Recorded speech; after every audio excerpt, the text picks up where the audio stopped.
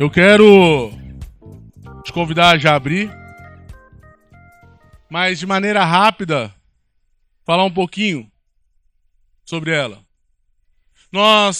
Ela foi escrita por uma igreja já formada, de gentios convertidos. Eles viviam em uma cultura em meio de idolatria, feitiçaria, dedicada à deusa Artemis. E Paulo, nesse momento, está começando a falar para eles, lembrando eles de onde Deus tirou eles. Que Deus chamou eles. Que eles tinham passado da morte para a vida. Agora, do capítulo 2, eu vou falar um pouco do versículo 1 até o 10. Ele reforça sobre a salvação, que ela não foi conquistada por mérito. Ele fala sobre escapar, que escapamos da ira de Deus. Fala que aquele povo, ao reconhecer Cristo como seu Senhor, escaparam da ira de Deus. Mas para viver uma nova vida, não para viver de qualquer forma. Essa mensagem, ela ecoa até nós hoje. E por isso, nós iremos ler. E devemos lembrar de onde Deus nos tirou. O que Ele fez por nós. E para que Ele nos salvou. Antes de começarmos a leitura, gostaria de convidar vocês a fecharem os olhos. E junto comigo, orar ao Senhor. Pai Celestial, nessa manhã, nós te clamamos. Te clamamos porque reconhecemos sua grandeza, o seu poder, a sua glória. Nós nos dobramos diante da sua majestade. Por isso estamos aqui, porque reconhecemos que somos necessitados do Senhor. Que nós, pelos nossos caminhos, não conseguimos. Ajuda-nos nessa manhã a compreender a tua palavra. Que ela venha, Senhor, nos transformar. Venha tratar o nosso caráter. Venha alcançar o mais íntimo da nossa alma. Para que possamos sair daqui transformados pela tua palavra. É isso que nós pedimos essa manhã, em nome de Jesus. Amém. Efésios 2, versículo 1, diz assim: vocês estavam mortos em suas transgressões e pecados. Vamos continuar lendo, pode deixar aberto a sua Bíblia, mas ele já começa com algo precioso, dizendo: vocês estavam mortos em suas transgressões e pecados. Paulo não está dizendo que eles estavam apenas com uma pequena gripe, um resfriado, uma pequena doença. Talvez ele poderia falar que poderia ser uma doença até mais grave, um Covid, que foi tratado há poucos anos, e talvez para a gente foi um caos. Mas ele não está dizendo que é uma doença. Então, seja grave ou seja mais leve, era muito mais grave do que qualquer doença. Ele estava dizendo: vocês já estavam mortos. Não é uma doença qualquer. Existe uma frase popular que diz, que existe solução para tudo, menos para a morte. Para tudo há uma solução, para tudo há um jeito, mas para a morte não. Paulo, de certa forma, ele discorda disso. A doença, ela se cura com remédio. As fraquezas, com vitamina, com descanso. Mas e a morte? Nada disso pode resolver o problema da morte. O morto, ele não sente nada. Como ele pode engolir um remédio se ele não consegue nem abrir uma boca? O morto, ele não responde, ele não reage. Ele não sente fome, ele não sente sede. Assim também estão os mortos espirituais. Não tem apetite pela palavra de Deus. Não tem apetite pelas coisas do Senhor. Não tem prazer em sua palavra. Não conseguem por si só buscar a Deus. são incapazes de responder. O mundo sem Cristo é um grande cemitério. É um enorme cemitério. Que em sua lápide provavelmente vai estar escrito: mortos por causa do pecado. Morto por causa do pecado. Talvez em algumas cidades aqui mais no interior ia estar passando um carrinho de som, né? Falando: morto pelo pecado. Fulano de tal. Não sei se vocês já viram, acho que vocês já viram, né? Vocês são daqui. Eu fiquei impressionado com isso. Acho incrível. Fulano de tal, primo de não sei quem. Morto pelo pecado. Uma certidão de óbito escrito. Motivo da morte, pecado. Em qual motivo, em qual momento que ficamos assim? Qual foi a exata situação que nos levou a isso? Tudo começou lá em Adão, quando deu ouvido à serpente, ao invés de dar ouvido a Deus. Satanás, desde sempre, mostra o interesse em colocar em xeque o que o Senhor diz. E ele tem feito isso até os dias de hoje, querendo levar a toda a humanidade a cair em armadilhas, em artimanhas. Satanás continua a dizer à humanidade: foi isso mesmo que Deus disse? Tem certeza que é isso que a palavra diz? Olha só, não cabe para os dias de hoje. Você está sendo radical demais. A prova disso é o que as igrejas têm vivido. As loucuras que ela tem vivido. Se eu começasse a falar sobre isso, nós ficaríamos aqui a manhã inteira. Nós podemos ver o que a humanidade tem vivido cada dia mais. As loucuras e valores que ela tem vivido. Que cada dia tem nos assustado mais. A partir do momento que Adão comeu do fruto do pecado, esse pecado entrou à humanidade. Homens conforme a sua imagem começaram a ser reproduzidos. Escravos do pecado. Mortos, sem vida. Sem condição de saírem da sua própria condição. Não tinham como mais sair daquilo. Impossível. A humanidade se tornou impossível. Uma situação impossível de alcançar a Deus. A humanidade não consegue mais alcançar a Deus por si só. Afinal, Deus abomina o pecado e o pecador.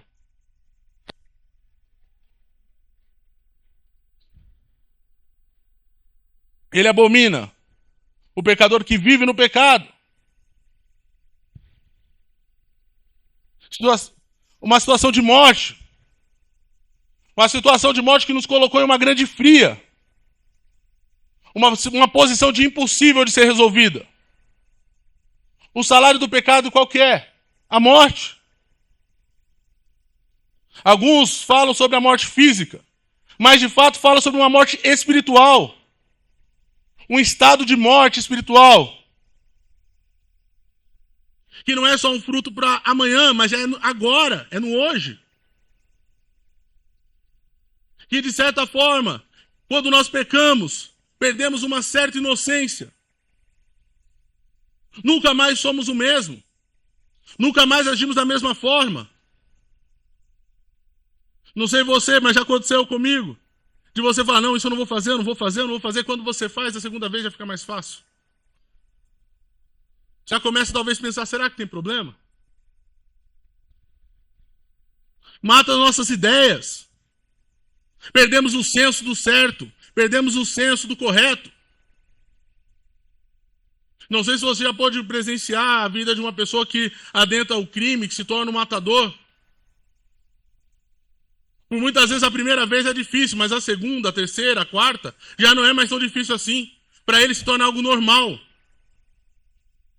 Já não tem mais diferença para ele. Ele mata as nossas vontades. Viramos escravos daquele pecado. A palavra pecado, ele quer dizer errar o alvo. É como chegar na frente do gol e errar o gol. Pior, é como ainda se chutasse contra e acertasse o seu próprio gol. É errar totalmente o alvo. É atrapalhar. Nós não só falhamos, nós atrapalhamos o propósito. Trabalhamos contra o próprio Deus. A transgressão, ela está ligada em escorregar, sair do caminho, abandonar a rota certa. Imagine só você caminhando em uma trilha. Eu vi que esse final de semana um monte de gente foi andar na trilha, né? Muito bom. Ainda bem que vocês me chamaram, mas tudo. Mas é caminhar numa trilha, à beira de um abismo, em que se vê uma placa, olha só, aviso. Mas você não faça, e você o ignora. E escorrega, e cai em um abismo sem fim. É sair da rota segura de Deus. É abandonar o caminho da verdade. Essa é a realidade que todos nós, em algum momento, sem Cristo, erramos o alvo. Saímos do caminho. Falhamos miseravelmente, porque não temos condições, sozinhos, de resolver o nosso problema. Versículo 2 diz assim: nos quais costumavam viver, quando seguiam a presente ordem desse mundo, e o príncipe do poder do ar, o espírito que agora está atuando nos que vivem na desobediência. O espírito que agora está atuando nos que vivem na desobediência. Esse mundo, ele está em uma direção. Esse mundo tem uma forma de viver. Tem uma ordem sendo exercida sobre esse mundo. Qual a ordem desse mundo? Onde, cada dia mais, eu sou o centro. Onde cada dia mais você deve viver para você. Contrário à palavra do Senhor. Quase um semideus.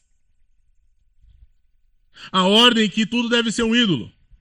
Seu trabalho, a busca constante da felicidade, uma condição social, a vida sexual, seus bens, família, seu intelecto, a sua sabedoria, os sentimentos. Afinal, você merece. Não importando por cima de quem você vai passar muitas vezes. E talvez você ainda diga: não, Isaac, eu vivo isso, mas eu não quero passar por cima de ninguém. Eu sou uma boa pessoa. O problema é que essas coisas, quando elas tomam o lugar do Senhor, quando essas coisas estão no lugar onde não deveriam estar, e é assim que nós vivemos longe do Senhor. Colocamos essas coisas no lugar dele. Começamos a viver longe da palavra do Senhor, longe do Senhor. Não tem como viver longe da palavra do Senhor e não viver longe do Senhor. Não tem como. Que isso nos chama para perdoar, amar, servir, viver para a glória dele. Esse mundo nos chama o contrário disso. O padrão de Cristo é colocar ele como centro.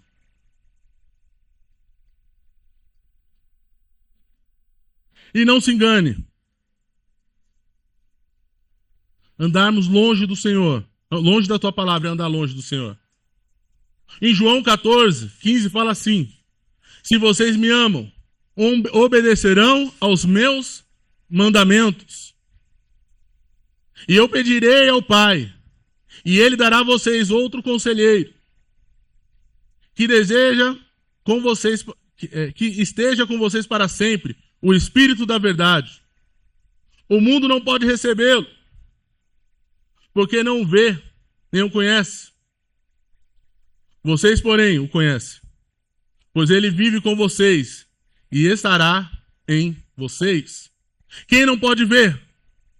O mundo. Porque não o conhece. No versículo 24 ele fala: aquele que não me ama, não me obedece. Quem ama, obedece. Não vive mais segundo os padrões desse mundo.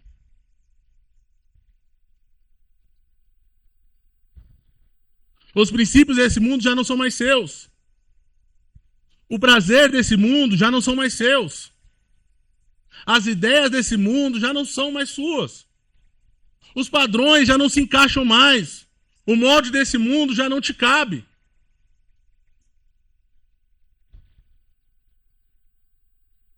E Paulo lembra Efésios sobre isso. Nós também precisamos lembrar sobre isso. Lembrar que nós não somos esse mundo.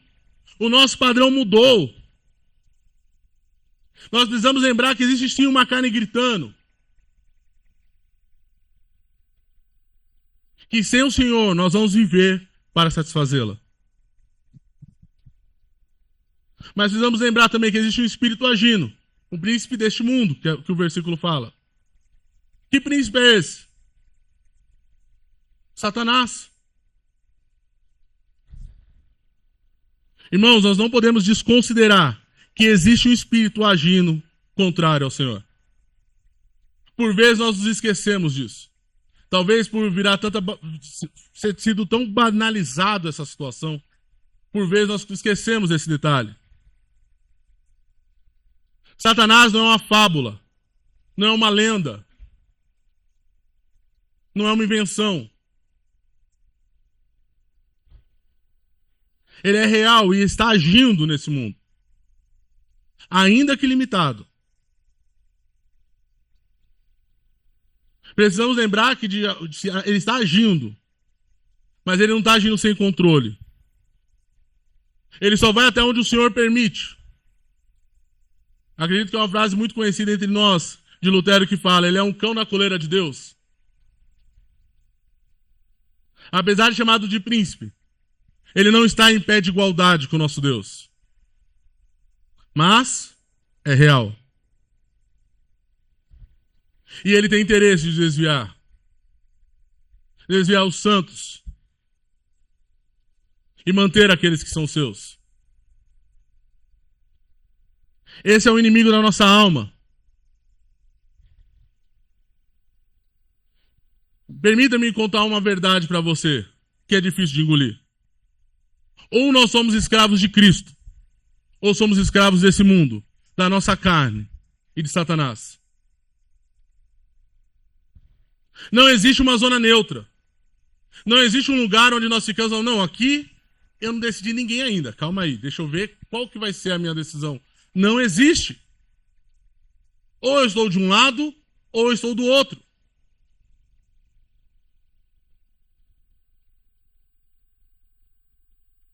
Ele está atuando nos que vivem na desobediência.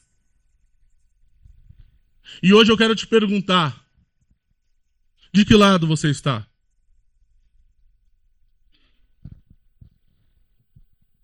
Versículo 3.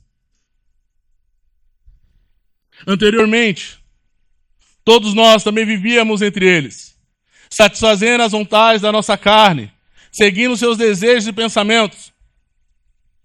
Como os outros, éramos, por natureza, merecedores da ira. Da ira. Nós éramos dessa forma, escravos de Satanás. Vivíamos para agradar a nossa carne. Paulo está dizendo para aquele povo: vocês viviam dessa forma, com pensamentos desse mundo, merecedores da ira de Deus. O homem sem Cristo, ele é preso por três correntes, pode-se dizer assim: o mundo, a carne e Satanás. É necessário um Salvador. Nós não conseguimos escapar disso. Às vezes, para encobrirmos alguns pecados horrendos, ao invés de reconhecer, se humilhar diante do Senhor, começamos a justificar, e o mundo tem feito isso muito bem. O Deus que eu sirvo é um Deus de amor. Ele não é assim. Não, mas a Bíblia está dizendo que isso é pecado, está errado, não se pode fazer. Não, não, não. O Deus que eu conheço é um Deus de amor. Ele não é assim.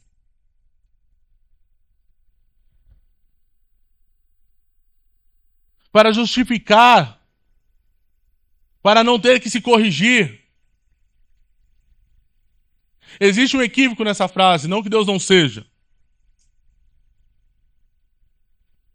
Porém, ele também é um Deus de ira.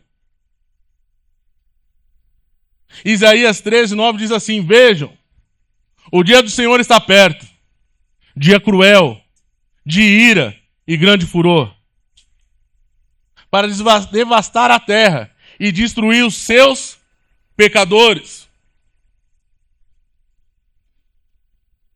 Destruir os seus pecadores. Nosso Deus, ele é santo e justo. Não volta atrás em sua palavra. Ele odeia o pecado. Isso em sua palavra é clara. E a sua ira justa precisa ser saciada.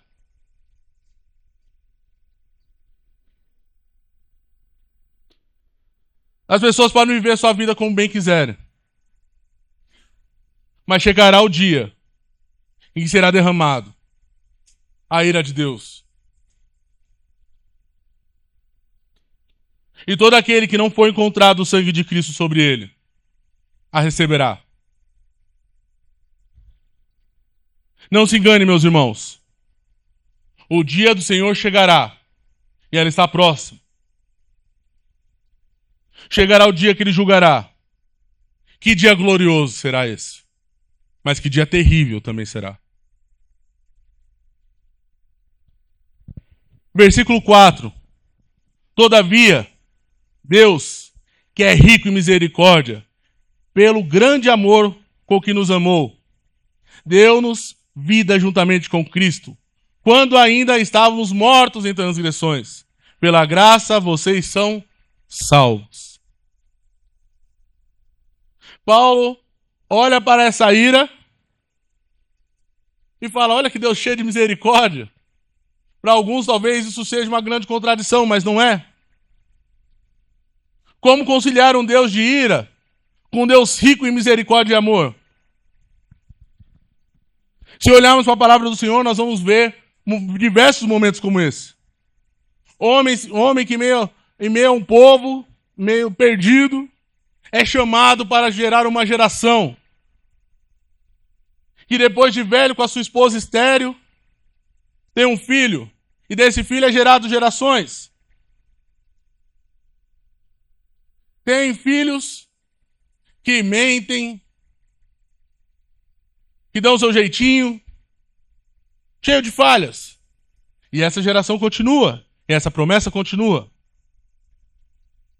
Passando por um povo que é escravizado, idólatra, que nem livres queriam ser. Libertou esse povo, leva esse povo a uma terra, deu vitórias a esse povo, vitórias que nem lutaram. Esse Deus, o que ele promete, ele cumpre.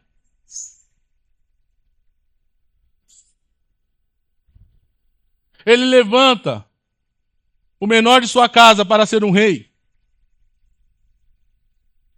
que se torna adúltero, homicida. Ele levanta 12 discípulos. Mas pensa no povo ruim, cheio de falhas. Sabe o que cada uma dessas pessoas tinham de bom? Sabe por que Deus escolheu eles? Sabe o motivo por que Deus escolheu eles?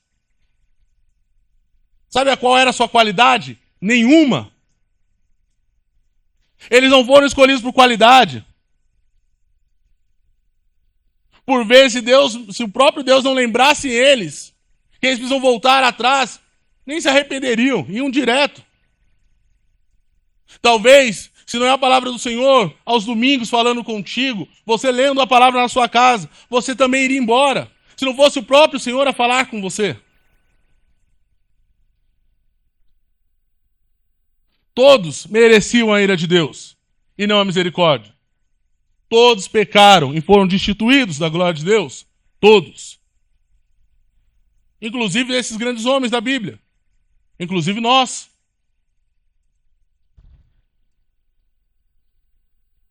Paulo fala sobre 4 coisas: amor, misericórdia, graça e bondade. Nosso Deus não foi movido pelo que viu em nós, mas por aquilo que Ele é.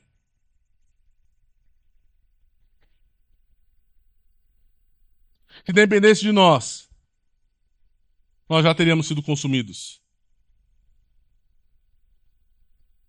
Estávamos mortos. E Ele nos amou.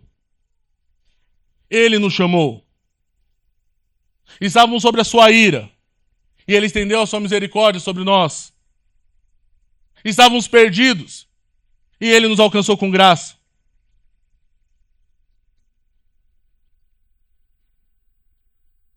Até hoje Ele tem sido tardio a se irar. É isso que a Bíblia diz. Ele tem nos chamado. Ele tem chamado todos que são seus. E estamos reunidos aqui nessa manhã porque Ele é bom. Não porque somos melhores, não porque somos bons, não porque somos merecedores.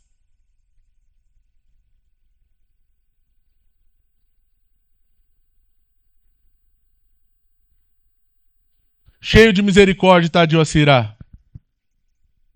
Mas o dia dessa ira chegará, meus irmãos. Ele é rico em misericórdia e graça. Nos enviou o seu Filho amado, que foi rejeitado pelos seus. Morreu uma morte que era nossa. Abriu mão de sua glória, humilhou a si mesmo. Humilhou sendo homem. O Criador se tornando criatura. Foi traído, humilhado. Morto de maneira vergonhosa. Uma morte de cruz. Para que nós hoje tivéssemos vida.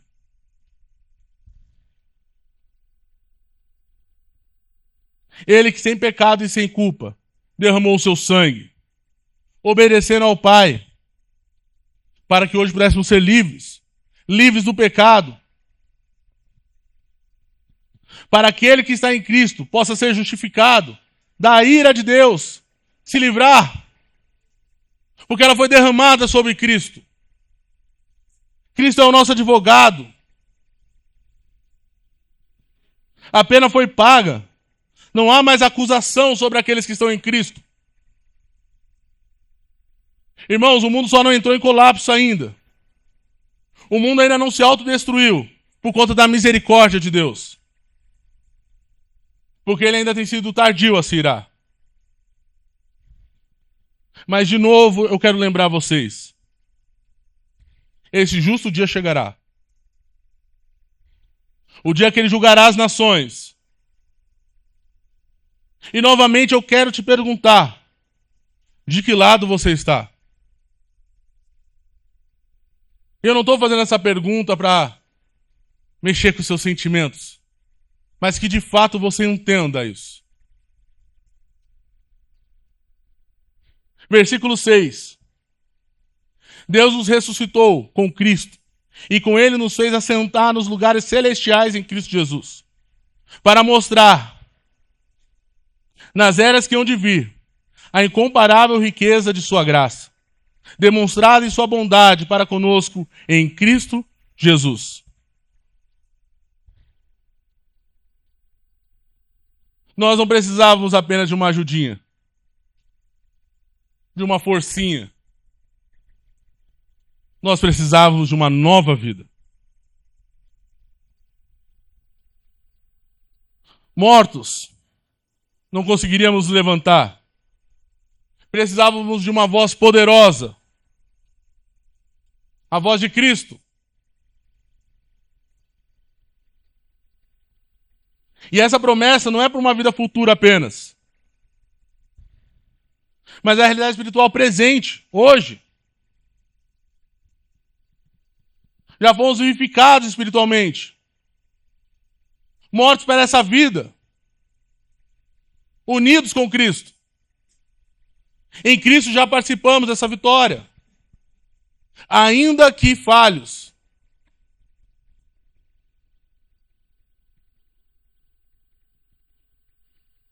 Mas já podemos nos alegrar, porque sabemos que a nossa conta já foi paga. Vivemos ainda nesse mundo com uma situação espiritual garantida. Pertencemos ao reino dos céus. Não podemos esquecer disso. Porque senão nós voltamos atrás e começamos a viver os padrões desse mundo. Eu não sou mais desse lugar. Nós não somos mais desse lugar. Nós não pertencemos a esse lugar. Você não tem um passaporte com o nome desse mundo. Seu passaporte está escrito Reino dos Céus. Não importa quanto tempo eu fique no Japão. Eu continuarei sempre sendo brasileiro, porque o meu passaporte diz isso. Nós somos adotados, filhos. Temos acesso ao Pai. Se antes nós não tínhamos, porque estávamos mortos, hoje nós temos acesso. Cristo conquistou isso. Estamos espiritualmente ligados com Ele, partilhando da sua vitória, ainda que fisicamente aqui. Mas por que Deus fez isso? O versículo 7 ele responde: para mostrar-nos nos séculos vindouros a suprema riqueza da sua graça. Deus nos salvou para mostrar por toda a eternidade quão rica é a sua graça. Quão profunda é a sua misericórdia. Quão maravilhosa é a sua bondade. Somos como os troféus da graça de Deus. Eternos louvores, um eterno louvor da sua obra.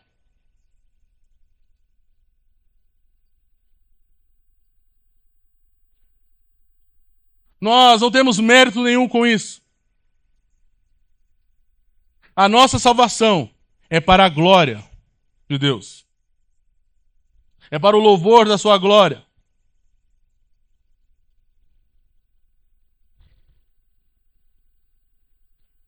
A minha salvação e a sua salvação é para a glória dele. Versículo 8. Pois vocês são salvos pela graça, por meio da fé. Isso não vem de vocês, é dom de Deus. Não podemos acrescentar nada na obra completa de Cristo. A salvação é um presente. Não é uma recompensa. Você não está sendo recompensado por algo que você fez.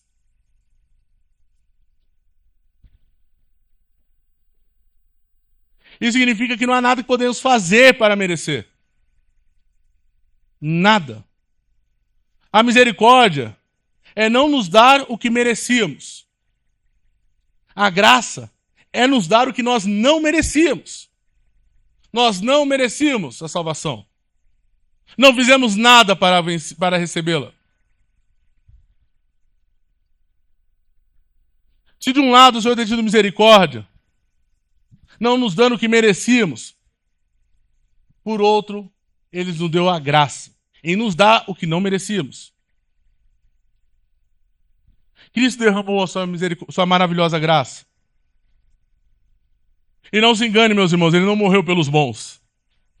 Ele morreu pelos maus. Ele se entregou no madeiro. Não foi para salvar os caras legais. As minas legais. Ele morreu para salvar os ruins. A maior história de super-herói não é uma ficção. Foi real. É verdadeira. E não foi para salvar o mocinho em perigo. A donzela em perigo. Sim, estávamos em perigo, mas nós não éramos os mocinhos. Foi para salvar os vilões. os piores vilões que a história já viu. Imagine só uma história de super-herói em que salva os vilões. Como assim? Essa é a história. Os maiores vilões que a história já viu, ele salvou. E esses vilões somos nós. Nós éramos inimigos, mortos. Eu e você somos esses vilões. Apesar de errarmos ainda o alvo miseravelmente, reconhecemos que devemos jogar aos pés da cruz. Reconhecemos que pela graça, através da fé, depositada em Cristo, podemos estar com Ele. Romanos 10:9 diz: se com a boca você confessar que Jesus é o Senhor e crer no seu coração que Deus o ressuscitou dentre os mortos, será salvo.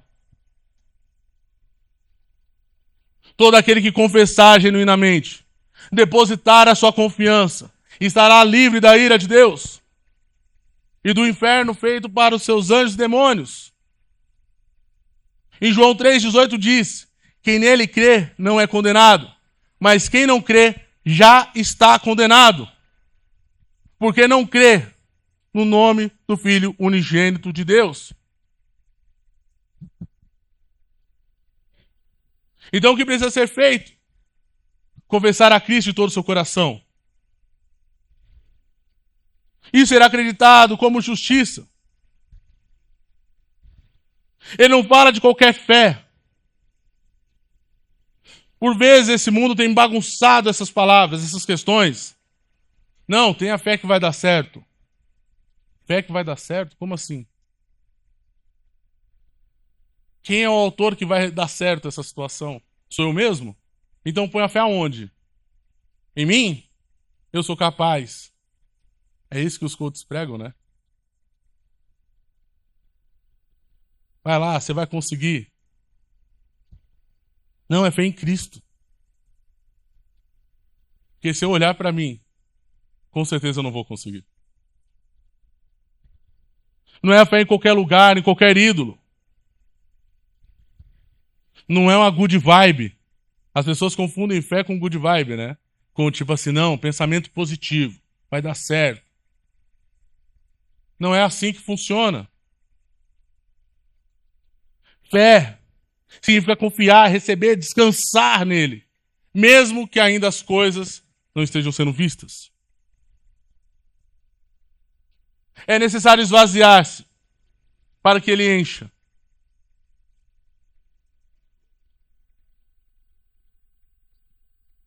Até para escolhermos a ele, veio dele. É um dom de Deus. Não vem de nós mesmos. Ele não só providenciou o Cordeiro para derramar o seu sangue, mas ele deixou o Consolador, o Espírito Santo, para nos convencer dos nossos maus caminhos. Essa graça não só nos perdoou, ela nos transforma, ela muda os nossos desejos. Ela gera em nós um desejo de agradar a Deus. De uma forma que nós não conseguimos mais viver na sujeira, no lamaçal do pecado. Há um novo desejo em nosso coração.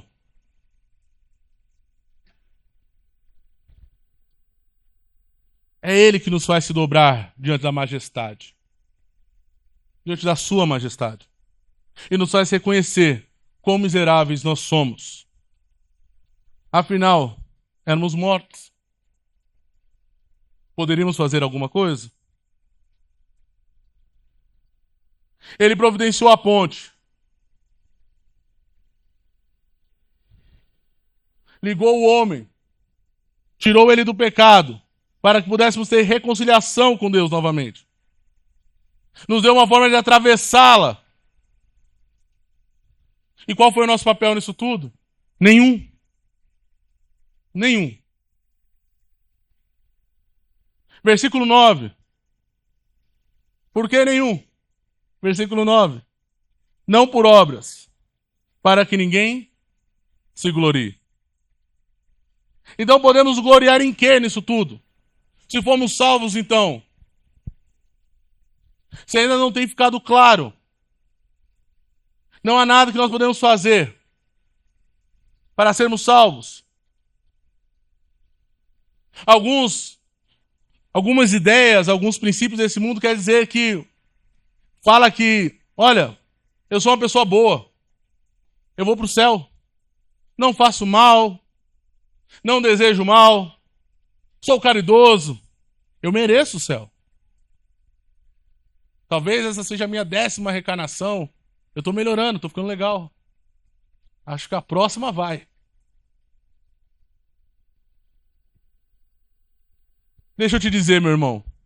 Qualquer coisa que você faça para ser salvo não serve de nada. É trapo de imundície. Desculpa a palavra, é esterco. Qualquer coisa que façamos estará muito longe do padrão do Senhor. O que poderíamos nós, homens, mulheres limitados, fazer para agradar um Deus do universo, Criador de cada detalhe desse mundo?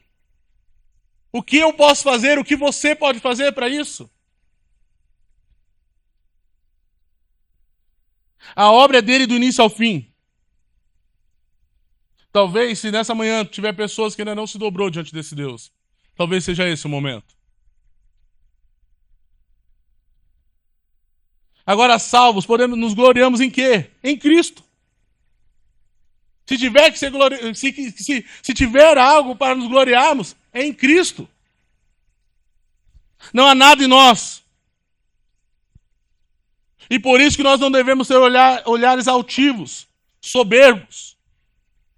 Somos nada, somos pó. Que por sua graça, pela graça do Senhor Jesus, fomos chamados. Só por isso. Versículo 10. Porque somos criação de Deus, realizada em Cristo Jesus, para fazermos boas obras, as quais Deus preparou de antemão para que nós a praticássemos. Um contraste total, né? Do caminho da morte para um caminho da vida. De senhorio de Satanás para o senhorio de Cristo. Paulo diz, somos criação de Deus. O seu original diz, quer dizer poema. Está ligado a poema. Somos uma obra-prima. Que ele fez desde a eternidade. E não somos obra-prima, não se engane, tá, meus irmãos? Não somos obra-prima porque somos preciosos demais. Oh, que seria de Deus sem nós? Oh. Mas somos obra-prima porque o autor é o maior artista da história. Deus nos salvou para a glória dele.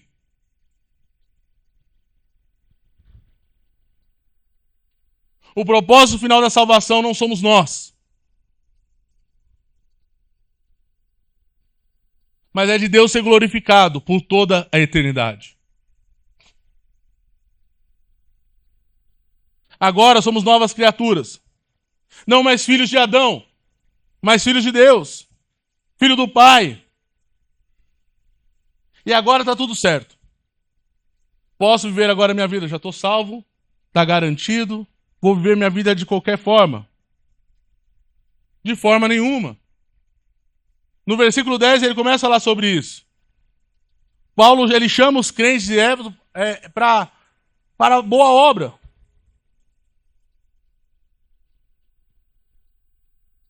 Nós não somos salvos pela obra, mas para praticar boas obras.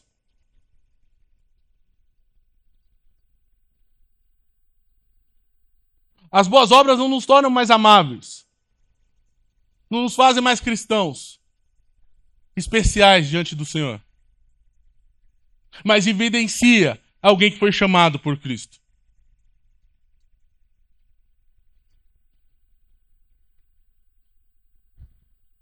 Sabe o que é incrível nisso tudo? Ele não só nos salvou, ele nos conduziu até a salvação e também nos capacitou para praticar as boas obras, para sermos agradáveis diante do Senhor.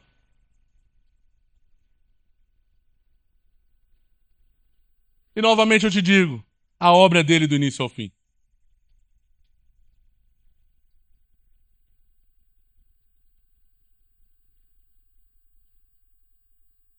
Nessa manhã, para finalizarmos,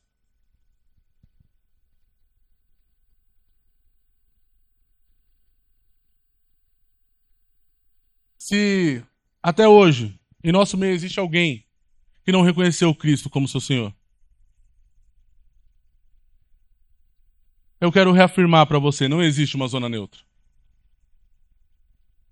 Se ainda existe alguém em cima do muro, achando que eu tô em cima do muro, tá tudo certo. Tô aqui, ó. Não tô nem de um lado e nem do outro, um pezinho de cada lado. Não existe zona neutra, meu amigo. O muro é dele, é de Satanás. Ou estamos em Cristo, ou estamos longe dele. Ou somos filhos de Deus, ou somos filhos da ira.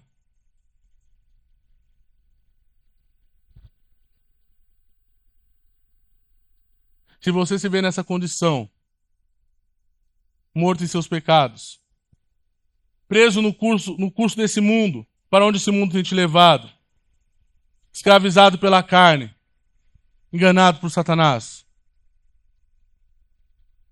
talvez hoje seja o dia de você se arrepender. Quero convidar todos a abaixarem as cabeças e fecharem os olhos. Quero te dizer para você não confiar nas suas moralidades. Não se engane, suas boas ações não é capaz de te levar para o céu. Não é capaz de te fazer aceitável diante de Deus.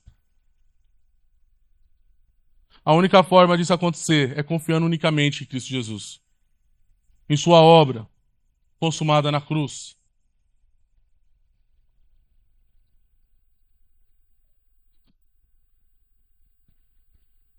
Mas também eu quero falar com os crentes. Que talvez esteja em Cristo Jesus, talvez não está em Cristo Jesus, afinal é crente. Já foi vivificado, perdoado, salvo. Eu quero lembrar, meus irmãos, você foi salvo para viver uma nova vida. Não para viver com os padrões desse mundo. Se de alguma forma você entende isso, eu quero te convidar a orar ao Senhor. Pedir ao Senhor perdão pelos seus pecados. Você foi salvo, meu irmão, para a boa obra de Deus. A graça que te salvou, ela também te transforma, te capacita, te sustenta.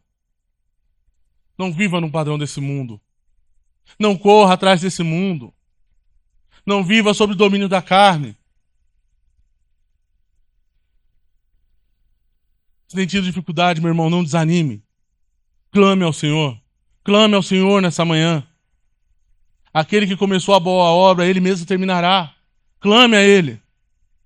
Se caímos, Ele nos levanta. Se tropeçamos, Ele nos sustenta. Se enfraquecermos, Ele nos fortalece.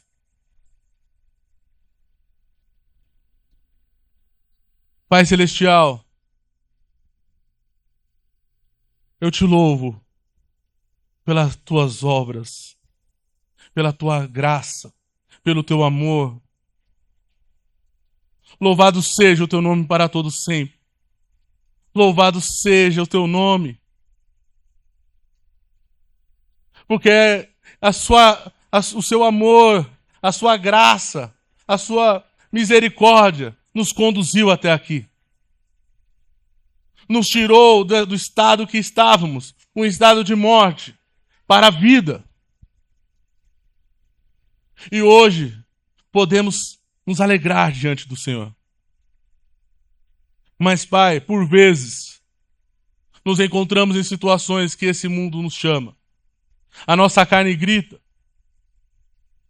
Lembra-nos, ó Pai, nessa manhã. Traga em nossa memória tudo aquilo que nós temos feito, agido, de forma nos padrões desse mundo, para que possamos nos arrepender diante do Senhor. Nós reconhecemos que o Senhor é o nosso Deus, e nós nos dobramos diante disso.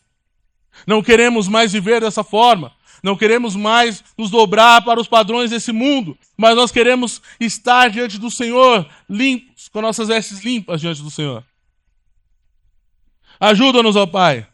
Traga-nos clareza, arrependimento, para que o seu nome seja glorificado para toda a eternidade. E nessa manhã, Pai, também quero orar por aquele que nessa manhã reconheceu que só existe um Deus.